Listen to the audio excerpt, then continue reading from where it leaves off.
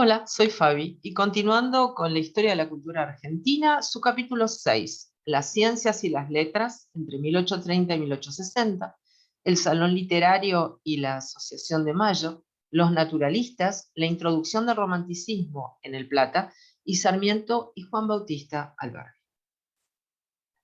El conocimiento de las expresiones culturales y las artes en la República Argentina. Un recorrido histórico desde los tiempos de la colonia hasta principios del siglo XX. La cultura de Argentina está marcada por el carácter multiétnico y multicultural de su población, el fuerte sincretismo de sus formas de expresión, una positiva valoración del progreso y la modernidad, en la que se conjugan, no sin conflicto, muchas identidades étnicas y un sentido de pertenencia a las culturas europeas y latinoamericanas, con algunos aportes asiáticos y africanos. La cultura argentina tiene como origen la mezcla de otras que se encontraron durante los años de las inmigraciones. Comencemos viendo un mapa de la organización nacional, el periodo de la historia argentina que recibe ese nombre entre la derrota del régimen rosista, la batalla de Caseros, ocurrida en el año 1852, y el acceso al poder de la llamada generación del 80, alrededor del año 1880. En este periodo definimos enfrentamiento histórico entre Partido Federal y Unitario, guerras civiles argentinas, Federación de Provincias, la Constitución Nacional de 1853, la guerra contra el Paraguay, la batalla entre caudillos y gauchos, conquista del desierto contra los pueblos indígenas u oriundos, la federalización de Buenos Aires, la inmigración ultramarina, la modernización de las comunicaciones internas, la red ferroviaria argentina, también las externas, instalaciones portuarias, la educación primaria gratuita, las escuelas primarias y secundarias, las leyes de tierras que promovieron el latifundio y limitaron el acceso a la propiedad rural de los inmigrantes y la población nativa. También época de Confederación Argentina y Estado de Buenos Aires, de las derrotas de Buenos Aires en la batalla de Cepeda de 1859 y de la Confederación en la batalla de Pavón 1861, del Partido Autonomista Nacional, nueva hegemonía nacional que se va a mantener el poder sin alternancias durante 42 años. Rápidamente vemos una imagen de unitarios y federales, azul, rojo, del lado unitario Bernardino Rivadavia, Juan Lavalle, del lado federal Juan Manuel de Rosas y José G. Barcio Artigas, sus atuendos, sus uniformes. Y 10 puntos a tener en cuenta. La organización del Estado Nacional Argentino, 1852-1880. Dos, en este periodo, tres presidentes se sucedieron: Bartolomé Mitre, Domingo Faustino Sarmiento y Nicolás Avellaneda. Tres, durante sus presidencias se implementaron medidas fundamentales para el país. Cuatro, se conformó el Ejército Nacional. Cinco, se estableció una sola moneda nacional. Seis, se crearon 800 escuelas primarias, además de escuelas para la formación de maestros. Siete, se realizó la campaña al desierto, dominando el Estado a los pueblos originarios de la región pampeana y de la Patagonia. 8. El Estado fomentó la inmigración para contar con la mano de obra que necesitaba para producir materias primas para la exportación. 9. Se sancionó la Ley de Educación 1420, que garantizaba la educación primaria, gratuita, laica y obligatoria. Estas presidencias se conocen con el nombre de presidencias fundadoras, pues crearon las bases del Estado Nacional. El 3 de mayo de 1853 nos relata un relato de época: los señores Carril, Gorostiaga y Zapata han llegado para entregar al general Urquiza el texto de la Constitución de la Confederación Argentina, transcrito con una cuidada caligrafía por el señor Campillo, y que los constituyentes firmaron el día 1 del corriente. Juan Bautista Alberdi, que están viendo ahí en la imagen en la parte superior derecha, al conocer el triunfo de Justo José de Urquiza sobre Rosas en la batalla de Caseros, envió el libro, que están viendo también en imagen, de su autoría, Bases y Puntos de Partida para la Organización Política de la República Argentina. Urquiza lo tomó en cuenta y lo presentó al Congreso Constituyente y fue tomado como una de las fuentes del proyecto de Constitución Nacional. Y ahí vemos el escudo y el mapa de la Confederación Argentina y su rival, el Estado de Buenos Aires, escudo y bandera. unitarios y federales. Estas hermosas infografías que nos recuerdan a las épocas escolares. Generación de 1837. Vamos a la parte literaria. El Salón Literario de Marcos Sastre, obra de Alberto Rossi, que estamos viendo acá en la imagen, fue un movimiento intelectual argentino que lleva el nombre de la fecha en que se estableció un salón literario con la mayoría de sus miembros influenciados por las nuevas ideas románticas. Rechazaron la herencia cultural española del país, no reconocieron ningún arraigo nacional en los pueblos indígenas u originarios, ni en el periodo de colonización europea, enfocándose en cambio en la revolución como el nacimiento de la patria, ya que les dio libertad en la posibilidad de comportarse como personas libres y se consideraban hijos de la Revolución de Mayo.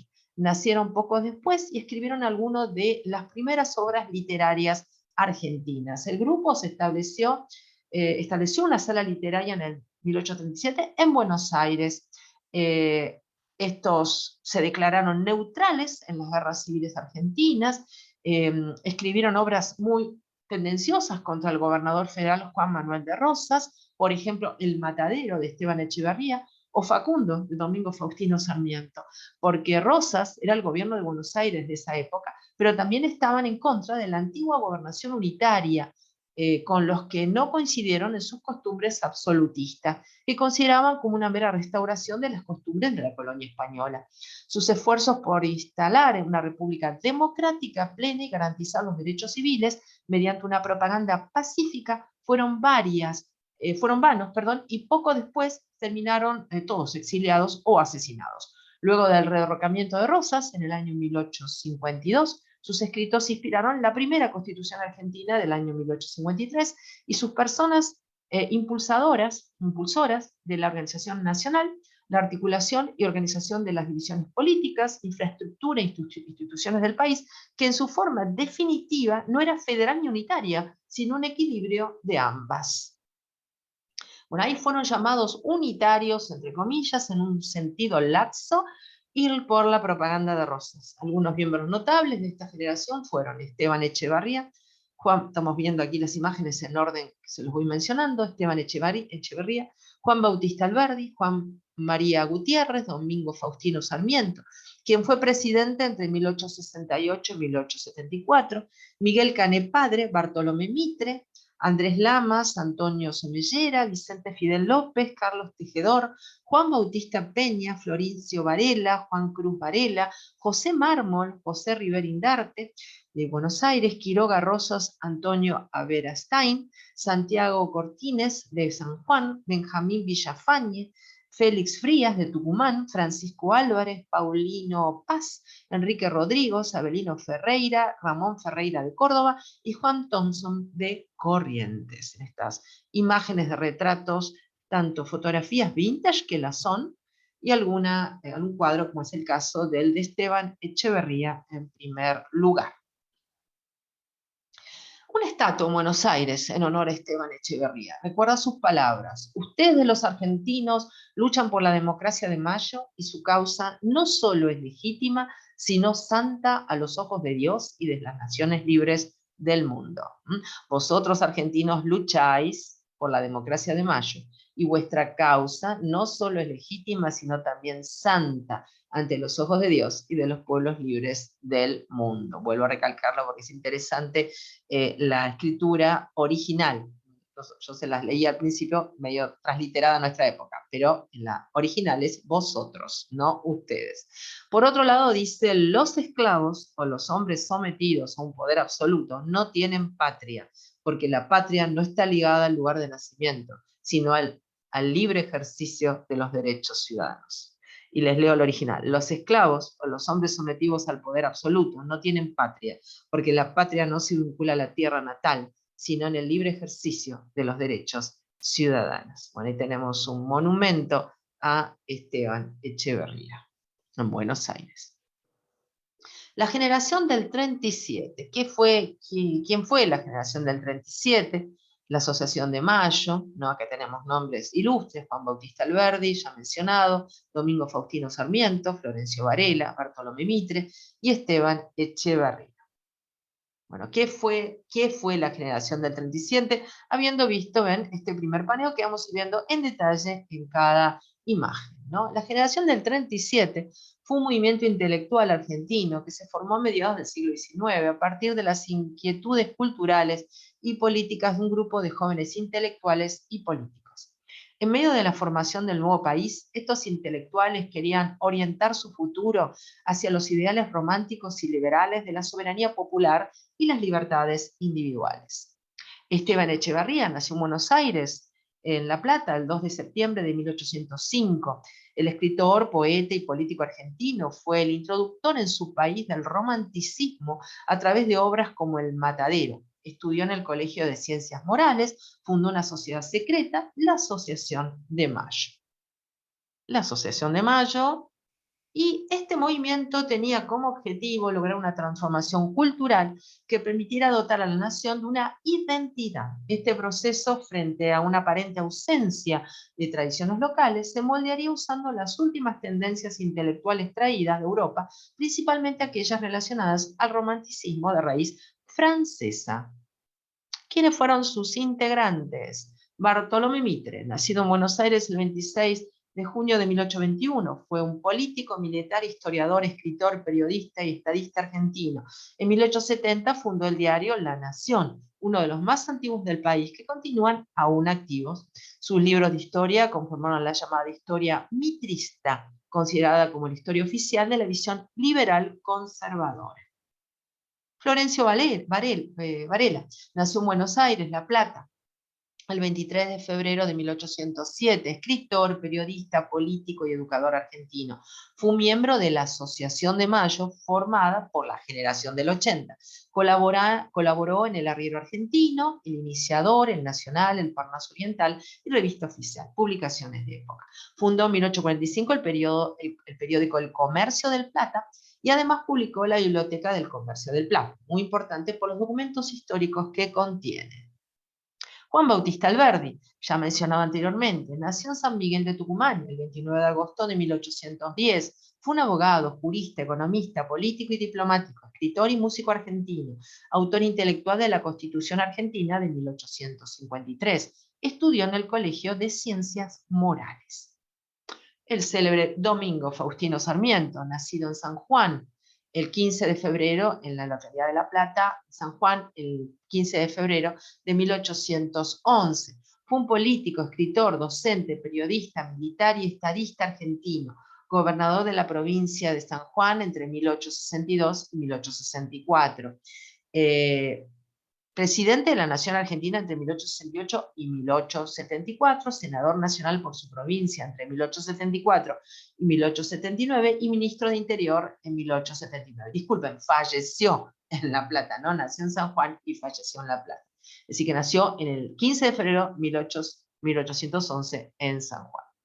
Bueno, ahí se los puede ver. Juan Bautista Alberdi, Esteban Echeverría, Juan María Gutiérrez, Domingo Faustino Sarmiento. Ahí tienen también un cuadro sinóptico, ¿no? Donde se puede ver 1833, la nueva librería, ¿no? Fue el primer nombre con el cual se conoció la librería comúnmente identificada con el nombre del propietario, librería de Sastre, en Reconquista 54, en la ciudad de Buenos Aires. Esta librería pone a la venta Los Consuelos de Echeverría, de Esteban Echeverría, en el año 1834. En el 35, la librería argentina, ampliación, mudanza y nuevo nombre, creación del gabinete de lectura, esta vez en la calle Reconquista 72. Y en 1836, la ampliación de la librería argentina, nueva mudanza, fusión con la librería Du Portail, crea el sistema de biblioteca circulante. Sastre es considerado el primer bibliógrafo. ¿En qué calle? Victoria 136, hoy Hipólito Yrigoyen. Y en 1837, en mayo, la Librería Argentina habilita un nuevo local. En junio se crea el Salón Literario, sus integrantes Marcos Sastre, Juan Bautista Alberdi, Juan María Gutiérrez, los hermanos Rodríguez Peña, Juan Thompson, Félix Frías, Vicente Fidel López, entre otros. En la calle Victoria 136, como dijimos antes, hoy Hipólito Yrigoyen. Creación del Salón Literario y Asociación de Mayo, sus objetivos. La historia de las asociaciones literarias de Esteban Echeverría. Echeverría y la literatura autóctona. La aparición de la escuela romántica en la literatura argentina se debe justamente a este autor. Sentó las bases de la nueva orientación destinada a renovar la cultura argentina y la poesía americana. Sus ideas literarias no fueron originales, puesto que fundamentalmente las derivó del prefacio de Cromwell de Víctor Hugo. Pero en esas ideas europeas fueron para él un medio para la conquista de nuestra libertad argentina espiritual, pues de acuerdo con la novena palabra simbólica del dogma, su programa de renovación de la sociedad argentina requería de la emancipación del espíritu americano. Esta emancipación espiritual debía referirse tanto a la forma como al fondo de la obra literaria. En la forma, rompiendo la tradición pseudoclásica, que era un resabio de la colonia. En el fondo, adoptando la obra literaria a la sociedad y naturaleza argentinas, dándole un carácter local. El carácter nacional que debe tener la literatura fue destacado reiteradas veces por Echeverría. La literatura debe ser, decía, reflejo de la civilización. Por eso, en cada pueblo, en cada sociedad debe revestir forma distinta y caracteres especiales en las diversas épocas. Y nos dice, así como cada nación tiene su religión, sus leyes, sus ciencias, sus costumbres, su civilización, en fin, debe tener su arte. Nosotros debíamos tener también nuestro arte, ¿no? Para ello debíamos seguir el espíritu del siglo, que llevaba a todas las naciones a emanciparse, a gozar de la independencia, no solo política, sino filosófica y literaria. Seguirlo adoptando la orientación romántica, que por no reconocer ninguna forma absoluta, era un medio de ejercitar la libertad. En suma, siguiendo a Hugo, repitió Echeverría que, según él, el romanticismo no es más que el liberalismo en literatura, nos comenta. Esta condición lo hacía apto para que nos ayudara a reaccionar contra la estética colonial y ensayar nuestra regeneración social y moral, porque para Echeverría la obra literaria debía tener una función social, moralizadora y educativa. Ahí tienen una imagen del cuadro pintado de Echeverría y una página de las obras completas de Esteban Echeverría, tomó primero. Bueno, Salón Literario y la Asociación de Mayo. Volvemos al Alberdi y sus bases para la organización nacional. El Salón Literario, cuya inquietud de la nueva generación impulsó a un grupo de jóvenes a constituir la denominada Asociación de Estudios Históricos y Sociales, que era presidida por Miguel Cané, se instaló en 1832. Tuvo un carácter específico entre sus preocupaciones. La institución no pudo en su corta vida satisfacer las apetencias de los jóvenes, casi todos con vocación de escritores, por lo que un grupo de sus integrantes sugirió a Marcos Sastre, que era conocido y popular entre los estudiantes de la universidad, la idea de organizar un club de discusión, de conversación y de lectura que tuviera un radio de acción más amplio.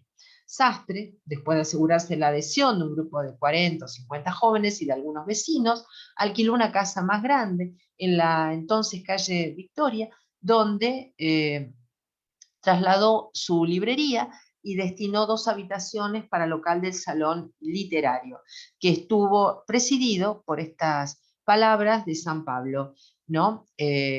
Arrojemos las obras de las tinieblas y vistamos las armas de la luz.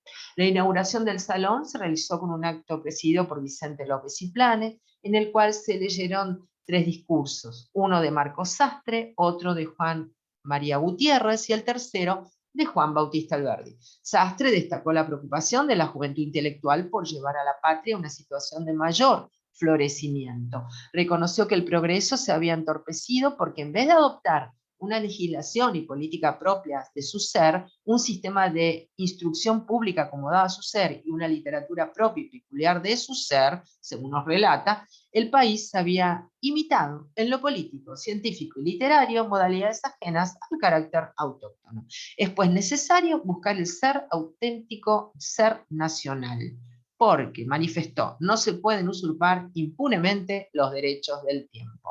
Gutiérrez, por su parte, censuró la acción de España que había cortado el hilo de desenvolvimiento americano, insistió en la necesidad de que la educación estuviera en armonía con nuestros hombres y nuestras cosas, según nos relata Gutiérrez, y que nuestra literatura representase nuestras costumbres y nuestra naturaleza. El discurso de Alberdi exteriorizó su creencia de que el género humano marcha hacia una perfectibilidad indefinida, pues en la historia, la eterna impulsión progresiva de la humanidad se generan sucesivas formas cada vez más perfectas, según la opinión de Alberdi. Bueno, aún las catástrofes más espantosas, al parecer, expresó, vienen a tomar una parte útil en este movimiento progresivo.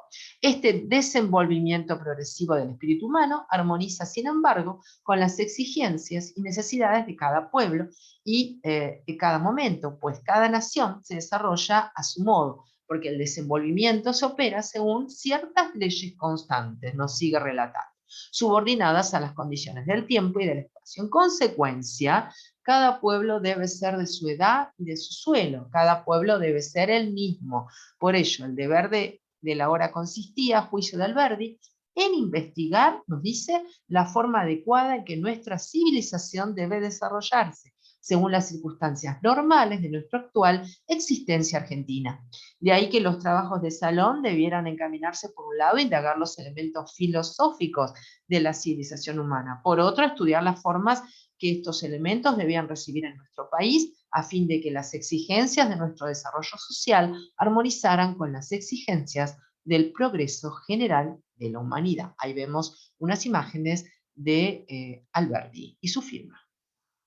El objeto del salón literario, concluía Alberdi, no era reunir a los jóvenes para que escuchasen las lecturas, leer por leer, sino alistarlos para llenar una exigencia de nuestro desenvolvimiento social, nos dice, ¿no? En el salón, comenta Vicente Fidel López, ahí lo vemos a Vicente Fidel López, se produjo, nos cuenta, ¿no? Se produjo poco y se leyó mucho, se conversó más. Y explica que por el influjo del espíritu con que se había creado o por inclinación de las ideas que el movimiento liberal de la literatura francesa tenía con nuestros anhelos políticos, las tendencias del salón tomaron este último declive y jamás se conversaba allí de otra cosa que de intereses serios. Pero el salón literario estaba condenado a morir. No tardó la policía en llamar la atención a Sastre sobre sus reuniones de los muchachos reformistas y regeneradores, entre comillas. El ambiente cada vez más sombrío, a raíz del bloqueo francés y el malestar político más intenso, que hizo aumentar el número de expatriados, determinó la clausura del salón. Bueno, ahí lo tenemos a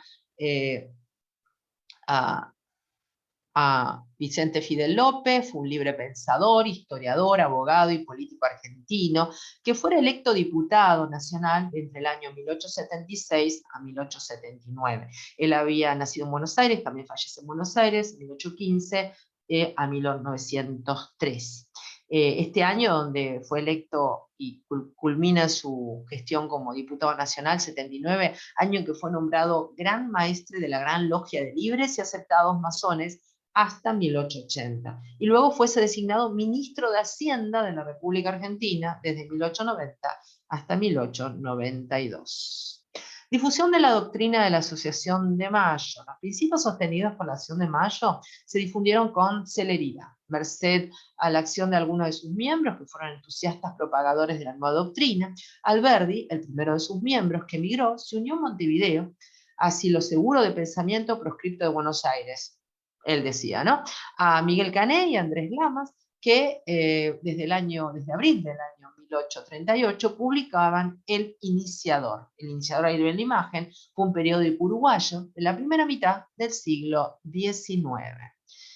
La introducción del romanticismo en el Plata, un movimiento romántico en el Río de la Plata, sus características y representantes. La literatura del siglo XVII y XVIII estuvo regida por el ideal popular del clasicismo, es decir, la imitación de los antiguos griegos y romanos. Su centro de difusión pudo ubicarse en Francia. A finales del siglo XVIII surgieron en Alemania e Inglaterra las primeras manifestaciones de una corriente espiritual y artística que culminó en la centuria siguiente con el nombre de romanticismo. Este movimiento de índole intelectual fue una reacción contra el rígido y dominante clasicismo que había tratado de imponer sus inflexibles reglas, uniformismo en todas las literaturas. En literatura, la palabra romántico significa todo lo que deliberadamente se aparta de las normas que se han establecido como clásicas, o sea, que el término indica lo anticlásico u opuesto a los modelos griegos y latinos. Se distingue por la espontaneidad, originalidad y propensión a lo sentimental y generoso, mientras que el clasicismo predomina la razón y el materialismo. La escuela romántica antepone el sentimiento y el espíritu cristiano. Además, los primeros se basaron en temas pertenecientes a la historia y mitología antiguas, en cambio los románticos representaron lo propio y lo nacional. El matadero, la cautiva de Esteban Echeverría. El romanticismo tuvo los siguientes caracteres. Primero, individualismo artístico. Rechaza los métodos tradicionales y todo lo que se ha impuesto. Cree ciegamente en la inspiración personal y por esto da gran importancia a los propios sentimientos y a la fantasía. Dominado por un anhelo de libertad, repudia el imitar a otros autores y propicia la reivindicación de la naturaleza basándose en un criterio personal. 2. Subjetivismo. Debido a la ya mencionada ansia de libertad, el artista se propone expresar las manifestaciones de su propia alma, patriotismo, amor, admiración por la naturaleza, etc. O sea, de su modo de pensar y de sentir. Tercero, un espíritu medieval y nacional. Exalta los valores espirituales de la Edad Media, particularmente religiosos, y con preferencia se explaya sobre temas populares y nacionales. Mientras la escuela clásica trató de agradar por la perfección de la forma, la escuela romántica se propuso conmover por la fuerza de los sentimientos. Los románticos juzgaron que la tragedia y la comedia eran géneros teatrales anticuados y prefirieron combinarlos con el drama, que debía reunir lo sublime con lo grotesco. Los protagonistas ya no son héroes ni griegos ni romanos, sino personajes inspirados en temas vernáculos. También censuraron el estilo de los clásicos, enriquecieron el diccionario con términos familiares y hasta emplearon nuevas formas métricas en la versificación. Si bien el romanticismo fue un movimiento de carácter literario, su acción ideológica comprendió también el aspecto político al sostener los principios de la soberanía popular y el liberalismo, proclamados por la Revolución Francesa. Etimológicamente romántico significa perteneciente al dominio de la antigua Roma y por lo tanto es sinónimo de neolatino o romancesco. La palabra tiene diversas acepciones, aunque la mayoría de los autores opina que los escritores románticos del siglo XIX recibieron tal nombre porque admiraban los romances medievales. Introducción del romanticismo en el Plata. América no permaneció ajena al movimiento romántico europeo, nada que ver, ¿no? Mejor dicho, al español, por cuanto en México, Venezuela, Cuba, Colombia y Perú, las figuras representativas reflejan el pensamiento peninsular.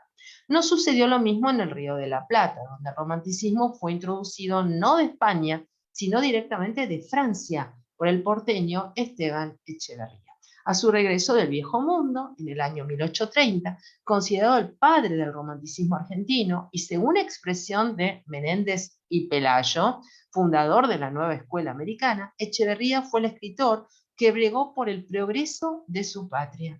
Y se ha dicho que, pensando en francés, escribió en castellano. Sin embargo, Echeverría es el primer poeta que dirige su mirada a la pampa y la pinta con colores originales. La siente de veras, como siente todo lo argentino y americano, nos comenta Alberto Palcos. Guiado por el anhelo de total independencia, trató de argentinizar la literatura y se dedicó a los temas vernáculos y a las pinturas realistas del paisaje regional. Qué interesante, ¿no?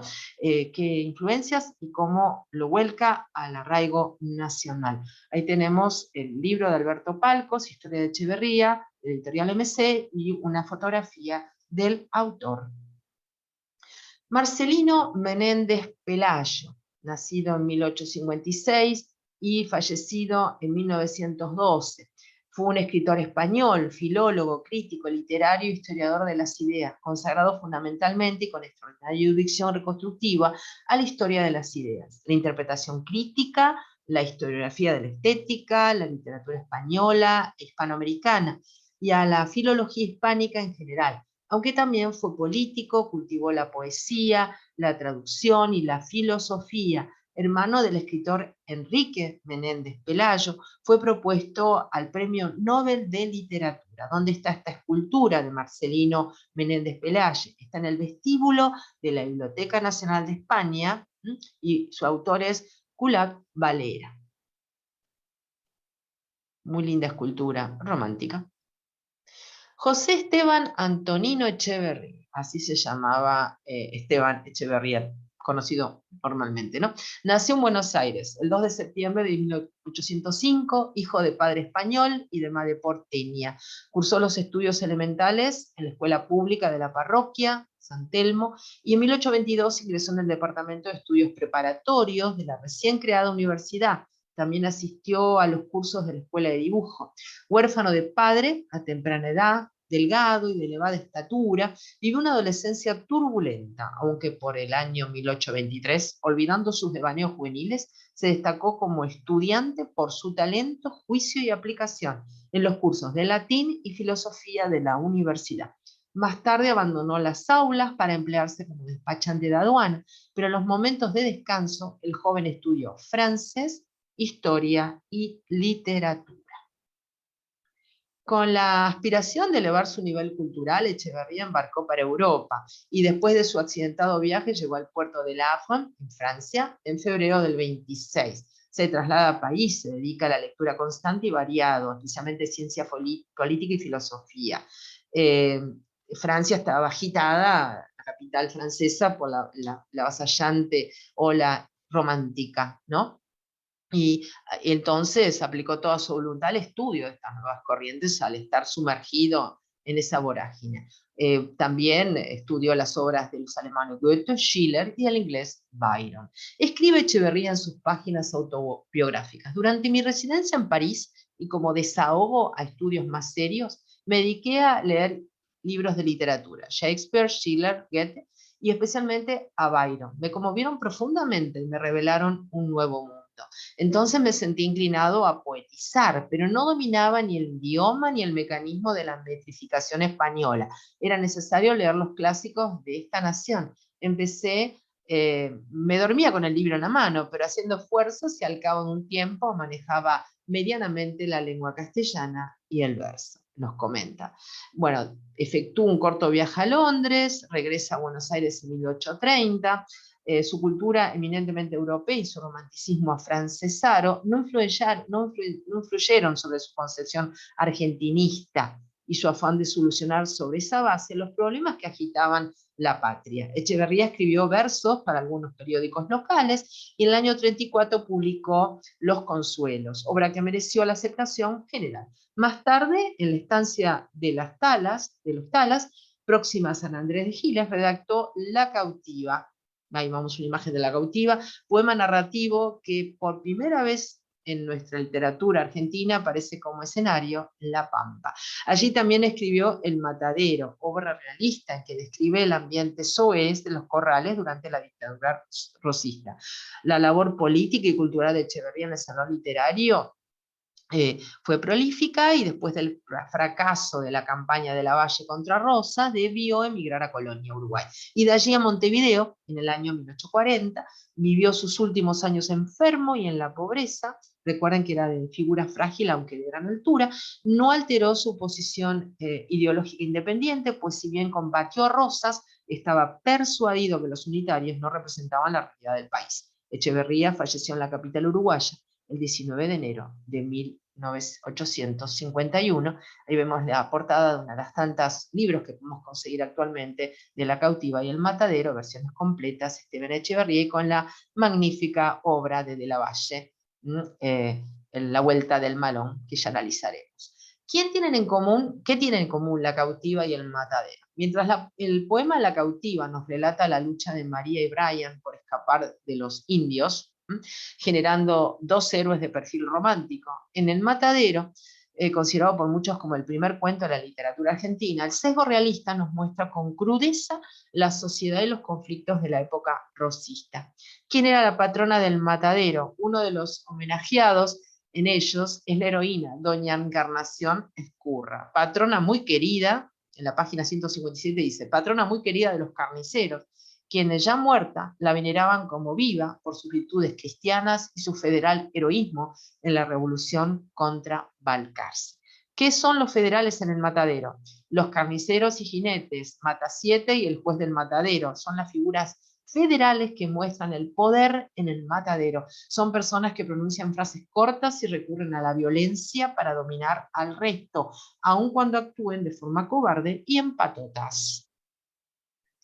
Elvira o la novia del Plata. La novia del Plata es la primera expresión de la lírica romántica argentina y señala el punto de partida de la emancipación literaria en el país. A ver, leamos un inicio. Belleza celestial y encantadora, inefable deidad, que el mundo adora, que dominas el orbe y das consuelo, inspirando con pecho generoso el sentimiento tierno y delicioso, que prodígote el cielo. Ora te invoco, favorable inspira el canto melancólico a mi lira, de amor y de ternura. Si notan la escritura, por ejemplo, hay ciertas palabras como generoso que están escritas con J, no es un horror ortográfico, sino que es la época. ¿Ven? Esta imagen, siempre de lo romántico, ¿no? Un libro antiguo, de colección, una rosa carnosa roja.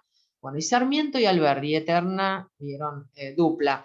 El triunfo de Urquiza abrió una etapa fundamental en la historia de la Argentina, que proponía la Constitución de 1853, el país que pensaron Sarmiento y Alberdi. Están en discusión hoy en día todos estos temas, ¿no es así? Cuando Rosas parecía gozar de un poder indiscutido, una inesperada coalición lo quitó súbitamente de la escena. Su supremacía se había vuelto irritante para otros líderes federales, sus injerencias molestaban a otros en Uruguay y también a Brasil, que no veía con buenos ojos los esfuerzos del porteño para atraer de nuevo a su órbita a Paraguay. Fue justo José de Urquiza, gobernador de Entre Ríos y hasta entonces uno de sus aliados, el que lanzó el primer desafío, con apoyo de Montevideo, del Imperio de Brasil, de Corrientes y luego de Santa Fe. Sus ejércitos se pusieron en marcha y en la batalla de Caseros del 3 de febrero de 1852, las fuerzas porteñas fueron rápidamente derrotadas. Rosas escapó y con ayuda del encargado de negocios británico se embarcó al exilio de Inglaterra, donde vivió el resto de sus días. Bueno, ahí justo José de Urquiza, según Luis de Servi, este pintor, y a la derecha Juan Manuel de Rosas, retratado por Fernando García del Molino. Dos figuras antagónicas, dos obras de arte preciosas de época. La batalla de Caseros, ilustremos un poco el relato con una obra de Alejandro Bergheim y Carlos Penuti. La batalla de Caseros, el 3 de febrero de 1852. Un cuadro con mucho movimiento, con diferentes líneas compositivas, con un árbol en primer plano para que la vista se dispara hacia el fondo y podamos ver el fragor de la batalla, los humos, ¿vieron? Y toda la pólvora, y los edificios y los fuertes. Sumida en el desconcierto y sin autoridades, la ciudad de Buenos Aires fue escenario de una ola de saqueos, que solo pudo ser contenida por el fusilamiento de al menos 200 personas. La época era muy brava, por cierto. Urquiza añadió su cuota de violencia, fusilando a su vez a varios oficiales de las fuerzas enemigas y colgando a decenas de soldados en los árboles cercanos a la residencia de Rosas, para que quedara en claro el costo de la desobediencia. Poco después, las nuevas autoridades porteñas sumaron más fusilamientos todavía, esta vez de antiguos miembros de la mazorca. Urquiza se transformó desde entonces y hasta su muerte en el líder del Partido Federal. La nueva hegemonía comenzaba bañada en sangre. Urquiza, quien vemos en esta imagen vintage, convocó rápidamente un congreso constituyente, pero la empresa se complicó debido a una disidencia que surgió no casualmente en Buenos Aires. Con el retorno de los exiliados y la reconversión de varios que hasta el día anterior habían sido funcionarios de Rosas, se había formado allí velozmente un nuevo elenco político. Ayudó a galvanizarlo el recelo que les provocaba Urquiza, cuyos planes veían como una amenaza a la autonomía porteña. Desde temprano se destacaron en este nuevo Partido de la Libertad, como pronto se lo conoció, las figuras de Valentín Alsina, un antiguo unitario del grupo rivadaviano, y Bartolomé Mitre, uno de los jóvenes de la nueva generación. Aunque ya no creían en la posibilidad de un ordenamiento unitario, se autodefinían como liberales y se consideraban continuadoras de la obra de Rivadavia. Este es un recorte de un daguerrotipo de Justo José de Urquiza, primer presidente de la Confederación Argentina, entre el 5 de marzo de 1854-55 hasta el 55 de 1860. 5 de marzo del 54 y 5 de marzo de 1860.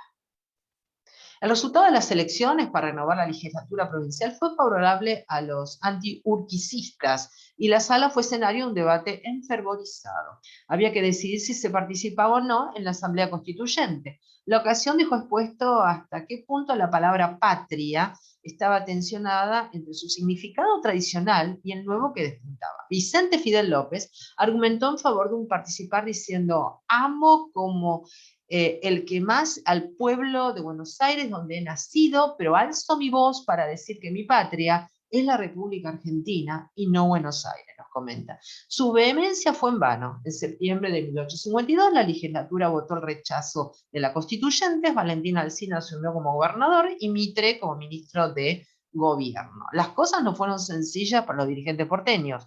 Un alzamiento rural de amplio apoyo popular sitió a la ciudad con la exigencia de que la provincia se sumase a los pueblos hermanos, que se reunían para darse una constitución, y Urquiza organizó un bloqueo naval del puerto. Aún así, la ciudad hizo valer una vez más el poder de sus incomparables finanzas y pudo resistir a lo largo de 6 meses. Mientras tanto, sobornó a oficiales y soldados enemigos hasta disolver la amenaza. Las tropas rurales, desanimadas por la falta de remuneración por sus servicios, aceptaron el dinero de los porteños y retornaron a sus pagos. La victoria decisiva sobrevino cuando el comandante de la escuadra de Urquiza desertó a cambio de 5.000 onzas de oro pagados por los porteños, por lo que puso fin al bloqueo. Parece que la corrupción en este país, bendito país, es de vieja data, lamentablemente. Ahora tienen una imagen de Bartolomé Mitre y Adolfo Alsina, que no son meras calles, son también personajes ilustres de nuestra historia. Mientras Buenos Aires resistía al sitio, los representantes del resto de las provincias se habían reunido en Santa Fe y con sorprendente celeridad habían consensuado el texto de la nueva Constitución, que fue promulgada el 25 de mayo de 1853. Sin Buenos Aires, 13 provincias iniciaban formalmente el proceso de organización nacional. Por las elecciones de noviembre de ese año, Urquiza se transformó en presidente de la nación y tuvo a Paraná como sede provisoria de gobierno. En un gesto de alto simbolismo, durante su discurso se arrancó la cinta punzó para anunciar que desde entonces se terminaban los antagonismos entre unitarios y federales. Entre los ministros que eligió los había efectivamente de diversos partidos. En las mismas elecciones quedaron constituidas las cámaras de diputados y de senadores. La puesta en marcha del Poder Judicial tardaría bastante más. Sin contar con la aduana porteña, los fondos con los que dispuso Urquiza para la puesta en marcha del aparato estatal fueron muy escasos, lo que limitó severamente los avances. La carencia de recursos se suplió contrayendo empréstitos en el exterior, ya empezamos con la deuda externa, en aquellos tiempos también, con tasas muy elevadas. Así todo, la organización institucional avanzó y el caudillo entrerriano consiguió pasar la banda presidencial a su sucesor, el cordobés Santiago Derqui, y fue una transferencia pacífica, todo un cambio en la política argentina que venía con eventos bastante violentos, ¿no es así? Separada del resto, Buenos Aires también se reclamó representante de la Argentina y avanzó en su consolidación institucional. La nación nació institucionalmente partida. Las relaciones entre ambas partes fueron muy tensas. Buenos Aires promovió la formación de nucleamientos liberales afines en las provincias, mientras que el gobierno de Urquiza cobijaba grupos que intentaban desbancar a los liberales porteños. Las tropas de unos y otros se enfrentaron finalmente en el año 59, 1859, la batalla de Cepeda, con triunfo contundente para los lideradas por Urquiza. Buenos Aires se vio obligada a firmar un tratado de paz que comprometió su incorporación a la Confederación. El acuerdo de referendo en el encuentro de Derqui Mitre, el nuevo gobernador porteño, y en el Palacio Urquiza, en Entre Ríos. El acuerdo se firmó. El Palacio San José, Museo y Monumento Histórico Nacional Justo José de Urquiza, que estamos viendo en las imágenes, desde el año 1848 a 1860, fue la residencia del gobernador de la provincia de Entre Ríos, general Justo José de Urquiza, y de su esposa Dolores Costa. En este edificio predominan, si les interesa ver el estilo italianizante con el criollo argentino, derivado del colonial español. El arquitecto Pietro Fossati.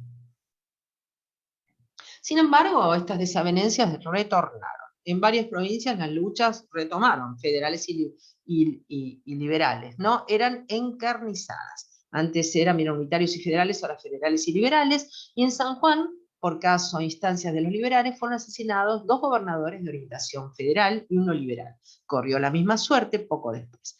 Paraná y Buenos Aires se acusaban mutuamente de estar detrás de los crímenes. Las hostilidades fueron creciendo y el 17 de septiembre del año 1861 ambas partes se enfrentaron otra vez en la batalla de Pavón. Nuevamente prevalecieron los ejércitos de la Confederación, pero de manera inexplicable, en medio del combate, Urquiza ordenó a sus tropas la retirada y luego quitó todo su apoyo a Derqui. En consecuencia, la victoria correspondió a los porteños y la Confederación colapsó. Mitre quedaba en los hechos como nuevo jefe de Estado y Buenos Aires se erigía como poder indisputado. Nunca quedó claro el motivo de la defección de Urquiza, pues en los años siguientes mantuvo una disposición constante a negociar acuerdos con los liberales, para disgusto de algunos de sus seguidores que no dejaron de sospechar que había traicionado al federalismo. Mitre, por su parte, lo dejó tranquilo en Entre Ríos contra las exigencias de algunos de sus aliados, como Sarmiento, quien reclamó sin éxito que Urquiza fuese llevado a la horca. Bueno, ahí tienen una imagen, un cuadro de Ignacio Manzoni, que está en el Museo Mitre, de la batalla de Pamón, librada en 1861. Escena histórica que representa un campo de batalla, encuentro de adversarios donde sobresale la figura de Bartolomé Mitre, por supuesto, uniformado, montado en un caballo blanco, espada en mano, dando órdenes a la tropa. En el ángulo superior derecho, una casa con una pequeña torre o mirador, pieza perteneciente al Museo Mitre. Este cuadro lo pueden encontrar allí. ¿Cómo se organiza la nación? ¿Cómo organizar la nación? La tarea de organizar la nación, después de estos eventos bastante complicados, quedó en manos de las élites porteñas. En los lineamientos más generales acerca de cómo hacerlo, no tenían ellas desacuerdos de fondo con las que se habían reunido en Santa Fe a instancias de Urquiza para redactar la Constitución. Más allá de la competencia por el poder, compartían un mismo marco ideológico, ¿no? A los dirigentes porteños se los llamaba liberales, pero en verdad las ideas del liberalismo eran también hegemónicas entre sus rivales. Los unos y los otros coincidieron en que la soberanía popular debía ser limitada de diversas maneras para que no pusiese en riesgo el lugar de preeminencia de las clases acomodadas. Coincidían en que tenía que ser canalizada a través de representantes, un esquema institucional con división de poderes. También en la necesidad de reservar para los individuos una serie de derechos que la voluntad popular no podía tocar, empezando por el de propiedad.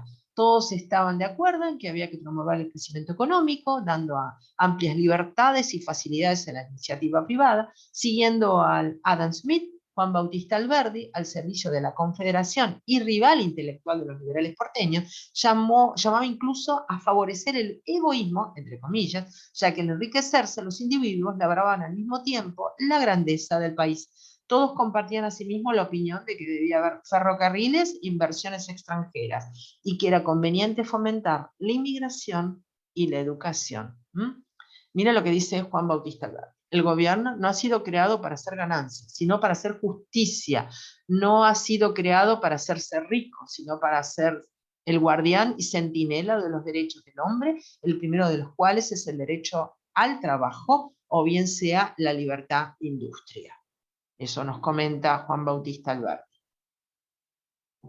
De hecho, la Constitución sancionada en el año 53, bajo auspicio de los federales, estaba fundada en esos principios, se inspiraba en la Carta Magna norteamericana, modelo de republicanismo liberal. El texto afirmaba al individuo como único sujeto de derecho. No se reconocía que los tuviesen las comunidades, ni la naturaleza, ni las generaciones pasadas o futuras. Solo los individuos, para ellos aseguraba la igualdad ante la ley. La esclavitud quedó por fin abolida y reservaba una serie de libertades y derechos civiles amplios, como comerciar, transitar por el territorio, asociarse, publicar sus ideas y, por supuesto, poseer propiedades a los ex esclavos. La Constitución no hacía diferencias entre argentinos y extranjeros. De hecho, dada al Estado el mandato de propiciar la inmigración europea, disponía de la libertad de culto, salvo para los pobres indígenas, que al menos en este punto no serían iguales ante la ley, ya que la Constitución mandaba que se promoviera su conversión al catolicismo.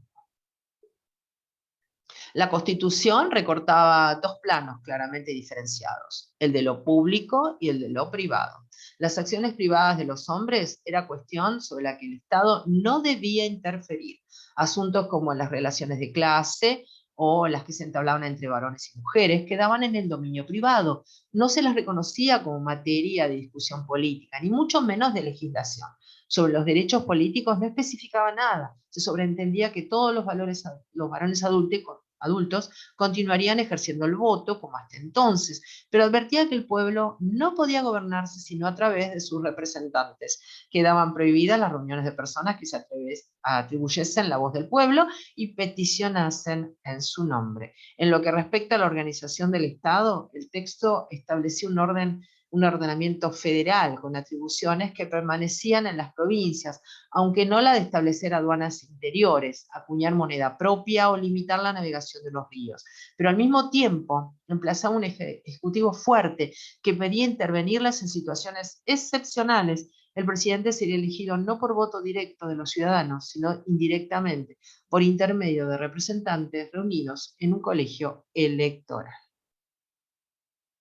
Sarmiento y Alberdi, un escalón más abajo de estos lineamientos muy generales en los que había acuerdo, comenzaban las diferencias. En la aplicación práctica de estos principios, en el modo de concebir la tarea de la organización nacional, hubo discrepancias diversas, no solo entre dos partidos, sino también entre los propios liberales. De hecho, la organización nacional tuvo precedida de un intenso debate intelectual que proveyó mucho de las ideas que condujeron el proceso. Hubo posturas de todo tipo, pero dos jóvenes de la nueva generación fueron quienes más se destacaron por sus aportes: Domingo Faustino Sarmiento y Juan Bautista Alberdi, considerados los padres fundadores de la tradición liberal argentina. Ambos tenían un gran escepticismo respecto de las capacidades de la población criolla y en consecuencia creían en la necesidad de reformar profundamente sus costumbres como condición previa a lo que por entonces se llamaba el progreso.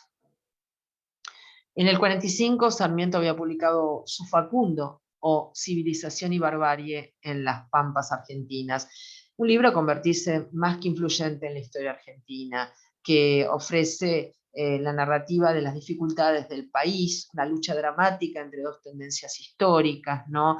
Hablando de civilización, que la encarnaban los unitarios, y tratando de barbarie a los federales. Justificando una expansión colonialista, el enfrentamiento de partidos, realidades sociales y culturales profundas. Venía de la mano de las clases letradas, esta civilización, ¿no? Y una avanzada de la cultura y de las costumbres europeas, portadoras de supuesto progreso, ¿no es así? Un ensañamiento contra los pobladores criollos, los mestizados de clase baja, que engrosaban cada vez más las montoneras, ¿no? No era, en fin, el combate entre dos partidos, sino de dos países diferentes y contrapuestos. El progreso requería que las fuerzas de la barbarie, entre comillas, fuesen erradicadas de raíz, de modo de concebir las tareas de la hora, que naturalmente invitaba a la intolerancia hacia los adversarios políticos y hacia las clases bajas, al menos tal como se presentaban en ese momento. Ahí tenemos la sinopsis del Facundo, una portada de la cuarta edición en castellano, realizada en París en 1874. Luego una extensa introducción. Los 15 capítulos de Facundo se dividen simbólicamente, según la crítica literaria, en 3 secciones. Los primeros 4 capítulos describen la geografía, antropología e historia argentina. Los capítulos del 5º al 14º relatan la vida de Juan Facundo Quiroga, y el último capítulo expone la visión de Sarmiento de un futuro argentino bajo un gobierno unitario. Según Sarmiento, la razón por la que describe el contexto argentino y utiliza a Facundo Quiroga para condenar la dictadura de Rosas es porque en Facundo Quiroga no solo se ve un caudillo, sino también una manifestación de la vida argentina, consecuencia de la colonización y de las peculiaridades del terreno. En el menosprecio de la población criolla, Alberdi coincidía plenamente. En 1852 escribió sus bases y puntos de partida para la organización política de la República Argentina, texto que sirvió de base para la Constitución al año siguiente, ¿no? Allí explicaba que para escribir buenas leyes había que cambiar radicalmente la naturaleza de la población. Se trata de suplantar, nos dice, nuestra actual familia argentina por otra igualmente argentina, pero más capaz de libertad, de riqueza y de progreso.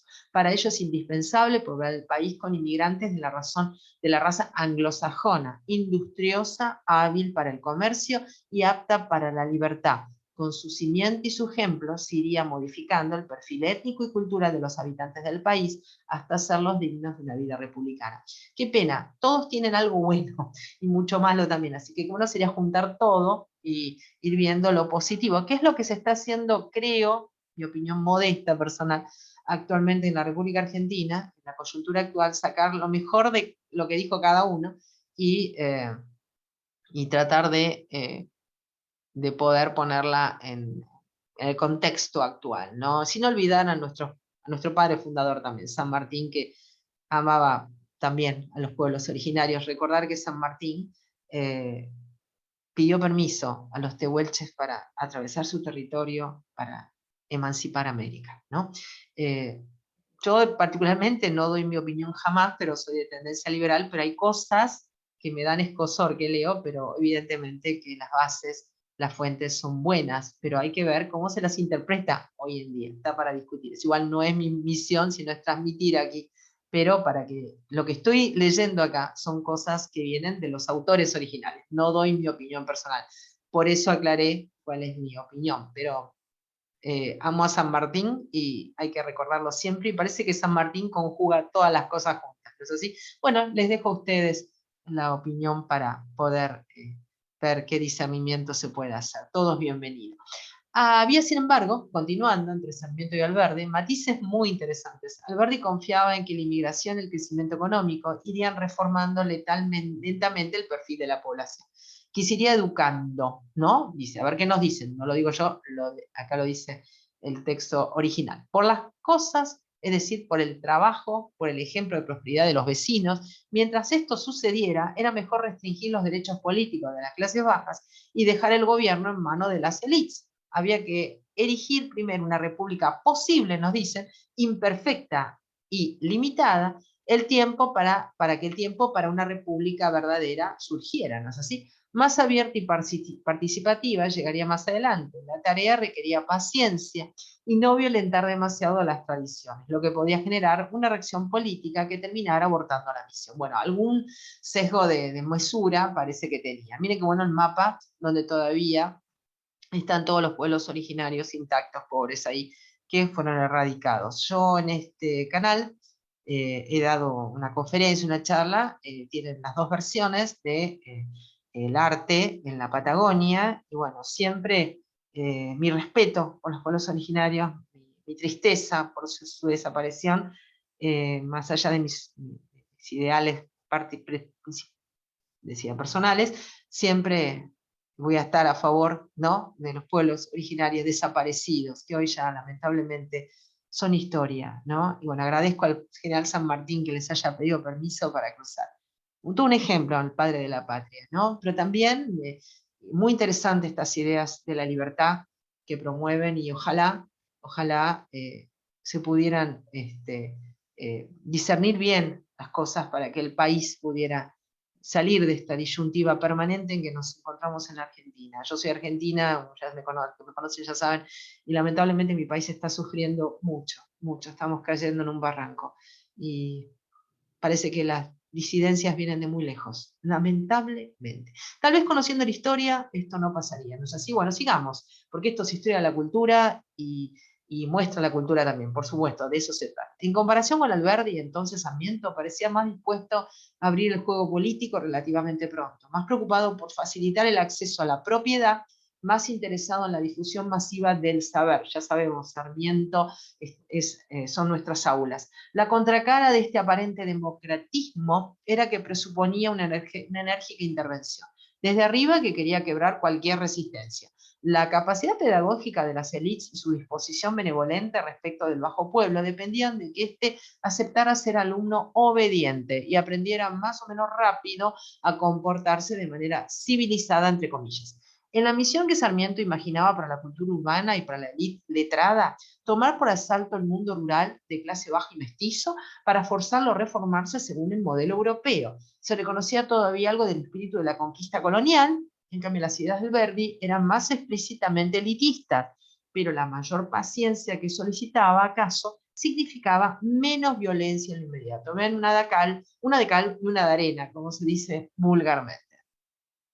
La Organización Nacional no seguía del todo ni las propuestas de Sarmiento ni las de Alberdi, aunque tomara elementos de ambas: el avance del capitalismo, las presiones del mercado internacional, los intereses de la burguesía ganadera local, terminaron moldeando a la nueva nación, tanto más que las iniciativas de las élites político-intelectuales. La inmigración masiva pronto arribó de manera espontánea, más que por efecto de las políticas de Estado. Si la gente venía, trajo más bien gentes del sur y del este europeo, antes que los anhelados anglosajones que querían ambos personajes históricos. Sarmiento no pudo ver la concreción de su anhelada división de la tierra entre propietarios medianos, pero sí la implementación de sus ideas a referencia a la educación pública, la apertura hacia una mayor participación política de las clases bajas, debía esperar todavía muchas décadas. De hecho, como veremos, se dio un proceso inverso de mayor monopolio de las decisiones en manos de una élite cerrada,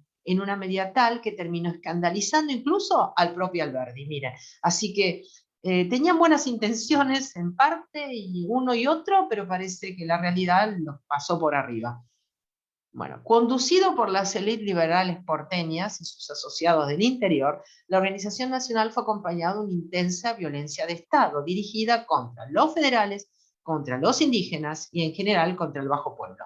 El sistema federal que terminó implementándose se acercó todo lo posible al centralismo que habían predicado los unitarios. Bueno, una ensalada total es esto. Y ya estamos viendo ahí una imagen de esta élite y abajo un cuadro que a mí particularmente me fascina. Cuando voy al Museo Nacional de Bellas Artes me quedo mucho tiempo mirándolo, La Vuelta del Malón, porque es una obra artística maravillosa más allá de sus intenciones, ¿no? La obra es perfecta. Es del año 1892 y es de Ángel de la Valle, generación del 80. Bueno, en su momento la analizaremos, ¿no? Es preciosa realmente, como obra pictórica es arrolladora.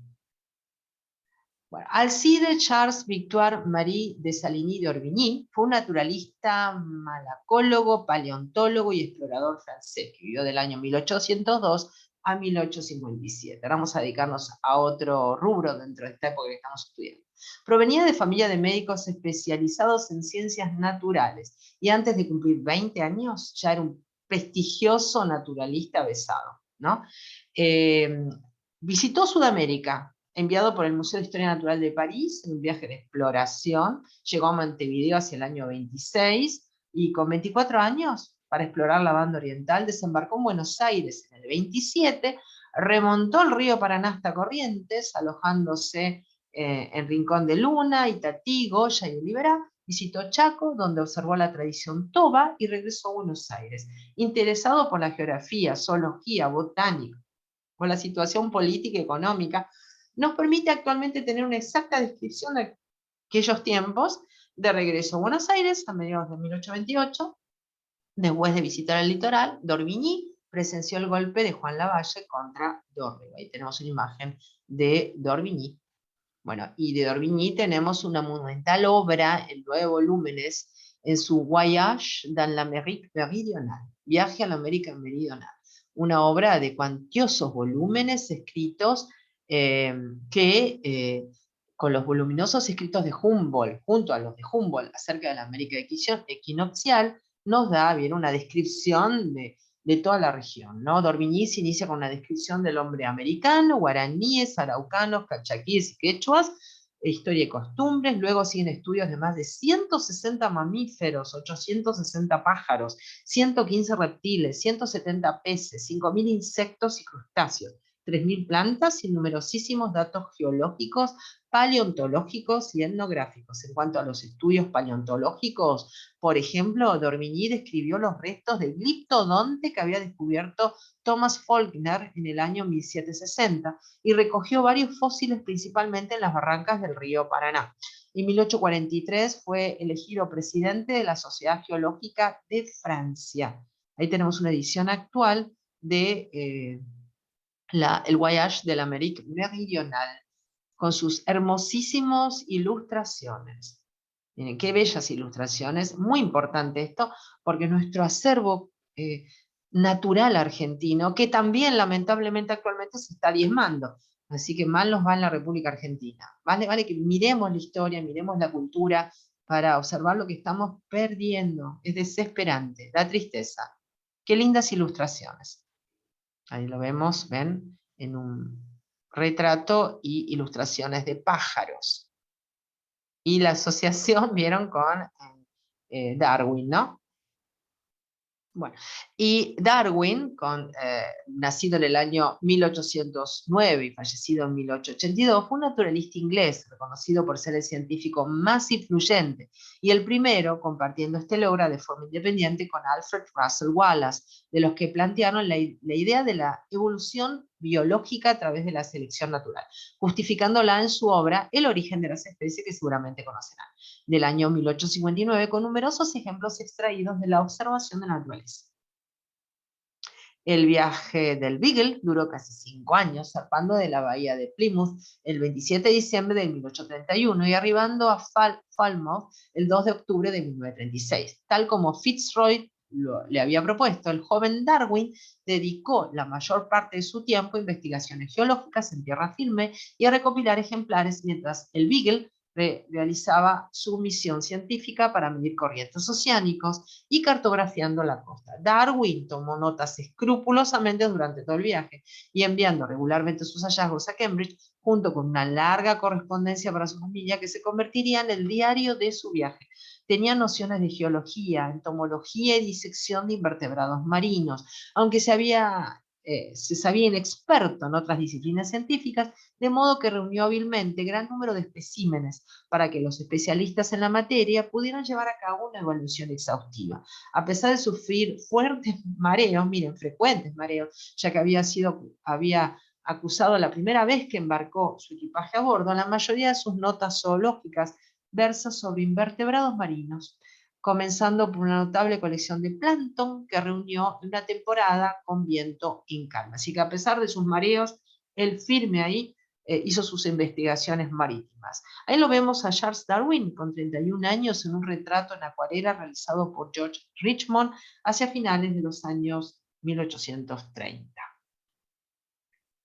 Y ahí vemos justamente el barco mencionado, el Beagle. El viaje, miren que toca Bahía, Río de Janeiro, Montevideo, las Islas Malvinas, da vuelta por el Estrecho Magallanes, se va para el lado de Valparaíso y atraviesa todo el Pacífico. Un viaje impresionante. Bueno, Francisco Javier Muñiz, 1795-1871, continuando con la historia científica. Nacido en Monte Grande, provincia de Buenos Aires, el 21 de diciembre de 1795, fallecido el 8 de abril en Buenos Aires del año 1871. Fue médico, científico argentino, acá entra la historia argentina médica de la época, destacado por su actividad médica, bueno, les debe sonar Muñiz, ¿no?, al hospital, y por sus investigaciones epidemiológicas, zoológicas y paleontológicas. Es considerado el primer naturalista argentino, para archivar este dato tan importante. Al producirse las invasiones inglesas, se enroló en el batallón de andaluces como cadete. Tenía solo 12 años, combatiendo en la defensa de Buenos Aires en el año 1807, en la que resultó herido. Estudió en el Instituto Médico Militar, fundado por el doctor Cosme Argerich, otro nombre célebre para la medicina argentina, para formar cirujanos para el ejército. Se graduó de médico en el año 22, cuando el instituto ya formaba parte de la Universidad de Buenos Aires, creada el año anterior. Obtendría el doctorado en el año 1844. Tras un corto tiempo en que figuró como cirujano militar en Carmen de Patagones, a donde parece que nunca viajó, desde enero del año 1825 fue cirujano de la Guardia de Chascomús, donde organizó el primer hospital de campaña. Ahí vemos un monumento fúnebre y una imagen, una efigie de Francisco Javier Muñiz. Estando en Chascomús en el año 25, se destacó observando la naturaleza y en las barrancas del río Luján recogió restos de fauna extinta. Justamente, restos de un gliptodonte como el que estamos viendo infografiado a la derecha. Años después, que Alcides d'Orbigny volvió a encontrar restos de este mamífero extinto y fue considerado su descubridor. Con el año 28 volvió a Luján. Muñiz era ya un experto naturalista de investigaciones paleontológicas y coleccionaba su propia serie de fósiles, una colección magnífica, especies de animales extintos, mastodontes, megaterios, gliptodontes, caballos y tigres fósiles. Sus trabajos sobre paleontología argentina fueron compilados por Domingo Faustino Sarmiento en 1885. En 1833, el naturalista británico Darwin pasó por Luján por su viaje a través del territorio argentino y aunque Muñiz residía en Luján, no se conocieron personalmente. Sin embargo, más tarde, Darwin le envió desde Gran Bretaña un cuestionario sobre la variedad bovina llamada vaca ñata, relativamente frecuente en el territorio ocupado por los indígenas Pampa, que estamos viendo ahí en la imagen, y poco frecuente entre los gauchos, según había observado en su viaje en Argentina. Sobre la base y sus muy detalladas respuestas, se estableció un vínculo epistolar importante con el científico inglés. Tan es así que sus respuestas fueron utilizadas en la segunda edición del libro del viaje y en el origen de las especies de 1859. Todo se relaciona, ¿vieron? En 1841 regaló una colección paleontológica al general Rosas, 11 cajones acompañados por una nómina de los fósiles. Florentino Meguino diría más tarde que no se las regaló, que en realidad el gobernador lo obligó a donarlas. Rosas no las valoró en su significado y se las exigió al almirante francés Dupotet.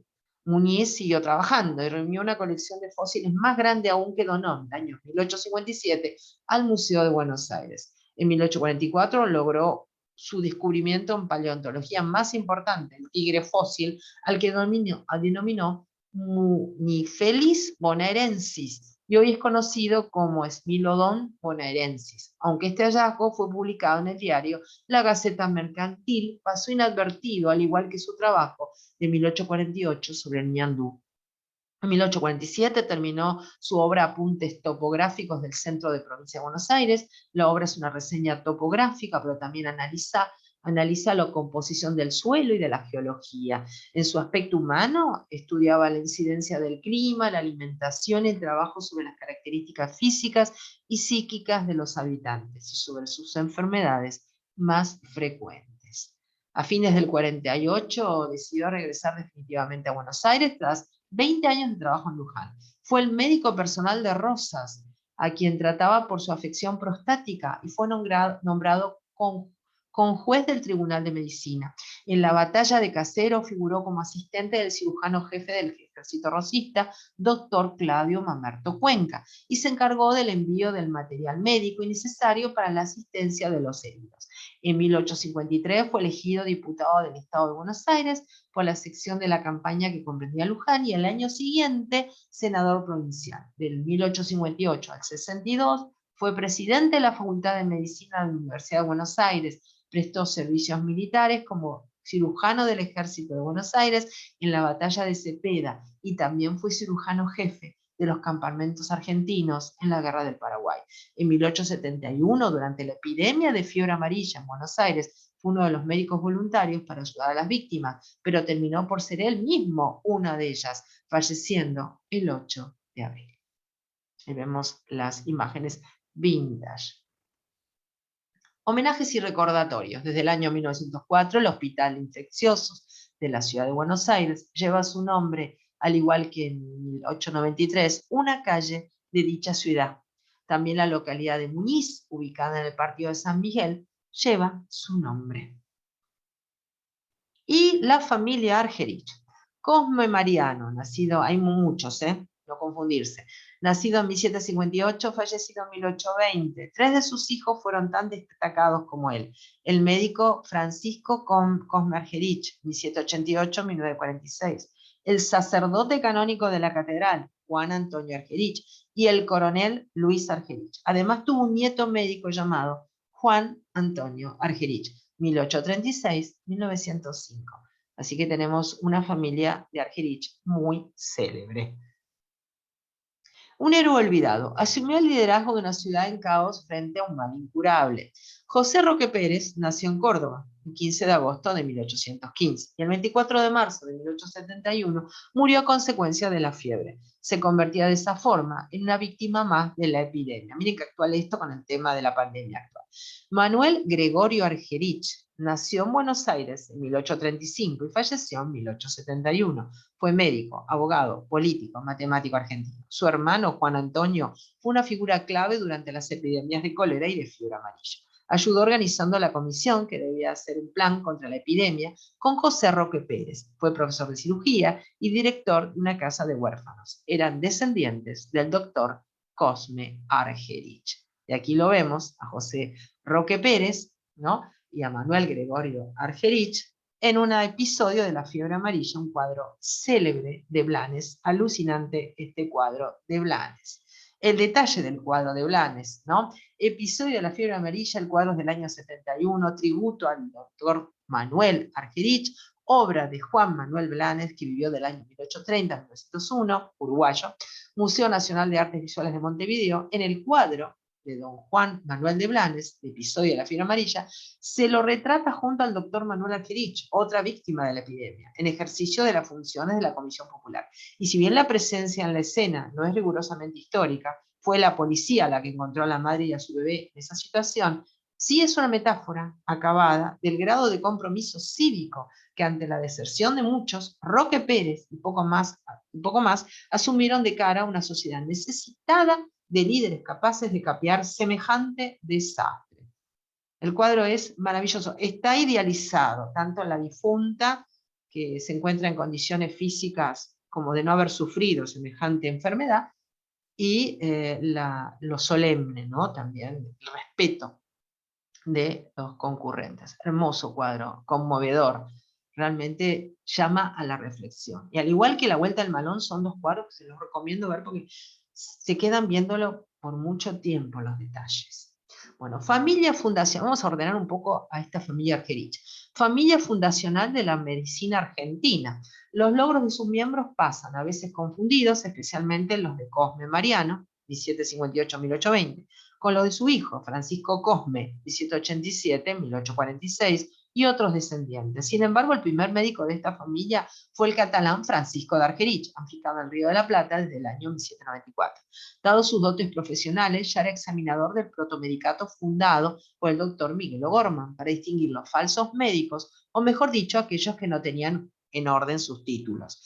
Era una situación bastante frecuente en esos tiempos, no solo en estas orillas, sino en el mundo, donde los resultados de los profesionales verdaderos, como los de los curanderos, no eran tan disímiles. Fundamentalmente los médicos se diferenciaban de los barberos sangradores, porque los primeros estudiaban latín y de esta forma cumplían una de las principales consignas médicas, ponerle bonitos nombres en latín a nuestros males, ¿no? Por ahí se puede ver doctor Cosme Argerich y Francisco Cosme Argerich. Cosme fue el mayor de los 17 hermanos y siguió los pasos de su padre. Estudió en España y su logro más destacado fue la promoción de la vacuna antivariólica que se traía desde Gran Bretaña y por una esclava negra que mantuvo su herida abierta para poder desde allí inocular a quienes estuviese dispuesto. Miren qué cosa más cruel, pobre mujer. La usaban, vieron, de vacuna ambulante. Durante las invasiones ingleses actuó primero como soldado a las órdenes de Pueyrredón, pero inmediatamente fueron requeridos sus servicios como cirujano, tarea que cumplió de acuerdo a los principios hipocráticos, atendiendo tanto criollos como ingleses. Como vecino distinguido, fue invitado al Cabildo del 22 de mayo, en el que se pronunció contra el virrey Cisneros. Docente infatigable, fue jefe del protomedicato, ahí arriba vemos una imagen del protomedicato desde el año 1812, y promovió un estricto protocolo para la educación médica. Si bien en la asamblea del año 13 se aprobó la creación de la Facultad de Medicina, esta no se concretó hasta la fundación de la Universidad de Buenos Aires en 1820. Estuvo presente como cirujano en las batallas de Tucumán y Salta. Años y más tarde colaboró con San Martín en la preparación del ejército de los Andes. Entre el general y el médico se creó un vínculo amistoso que duró hasta la muerte de Cosme Argerich en 1820 y persistió con su hija. Ahí tenemos imágenes de la variolización. Francisco Cosme continuó la gestión de su padre y de hecho muchas veces se confunde porque ambos fueron médicos militares, docentes y promotores de la vacuna antivariólica. Su padre, como vimos, trajo la cepa a través de una esclava, su hijo, junto a Saturnino Segurolo, trajo una cepa que se inoculó de brazo en brazo, y Francisco Cosme también actuó como cirujano durante las invasiones inglesas y se recibió de médico militar en el año 1813 en la institución castrense creada por su padre. Fue él quien asistió al regimiento de granaderos a caballo con su glorioso bautismo de fuego en San Lorenzo. Él le cerró los ojos a Cabral, curó las heridas del gran capitán y amputó la pierna del capitán Bermúdez, quien a espaldas de Argerich se sacó las vendas para morir desangrado, imposibilitado de resistir una vida de inválido.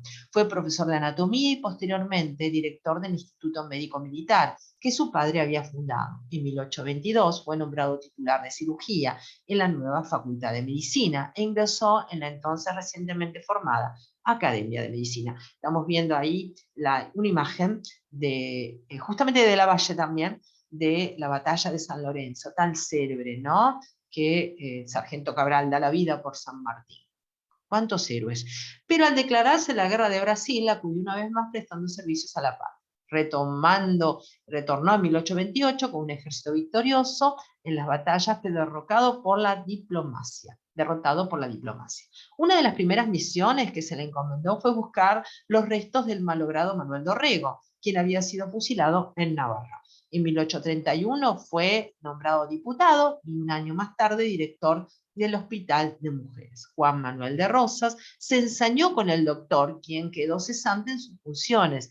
En 1842, considerado que su vida corría peligro, decidió exiliarse a Montevideo, donde prestó sus servicios en la ciudad sitiada. Murió en 1846 y su cuerpo no fue repatriado. Tres nietos de Cosme fueron médicos. A ver, Adolfo murió prestando servicios durante la epidemia de la fiebre amarilla y fue sepultado en el cementerio del Oeste, que hoy llamamos Chacarita. Su hermano, Manuel Gregorio, miembro de la Comisión Popular, también fallecido durante la epidemia, pero logró inmortalizarse al ser retratado por Juan Manuel de Brabes. Y Juan Antonio fue el único de los hermanos que sobrevivió. Las glorias familiares no se agotan en la medicina, ya que el bisabuelo de la célebre pianista Marta Argerich, que estamos viendo en la imagen, era bisnieto de Cosme Argerich. Miren cómo se relaciona toda la familia Argerich, hasta terminar con la célebre, increíble pianista Marta Argerich. Realmente un orgullo para el país como música. Bueno, Cosme Mariano Argerich, Buenos Aires, 1758-1820. Fue médico argentino de destacada actuación durante y después de la Revolución de Mayo.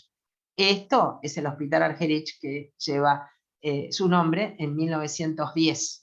Heredó la vocación de su padre temprano y apenas cumplió 18 años. Fue enviado a España para estudiar medicina durante 8 años. Se recibió de doctor de medicina del gremio y claustro de la Real y Pontificia Universidad de Cervera. Mientras cursaba sus estudios se casó y tuvo su primer hijo, al que llamó como su padre, Francisco, que también llegó a ser un destacado médico. Bueno, entonces el Hospital Argerich, recordando a Cosme Mariano Argerich, foto vintage. Y por último les muestro esta imagen, es el Hospital Argerich en el año 1951 y es el que preservamos hoy en día. El anterior es el original. Bueno, y hasta acá terminó la historia de la familia Argerich y toda la cultura argentina de este periodo, desde la organización nacional. Bueno, continuaremos la próxima con el capítulo siguiente. Espero que les haya sido útil, como siempre.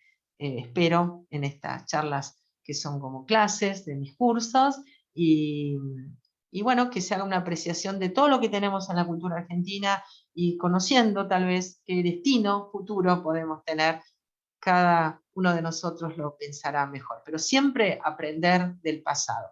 Muchísimas gracias, les agradezco muchísimo. Hasta la próxima.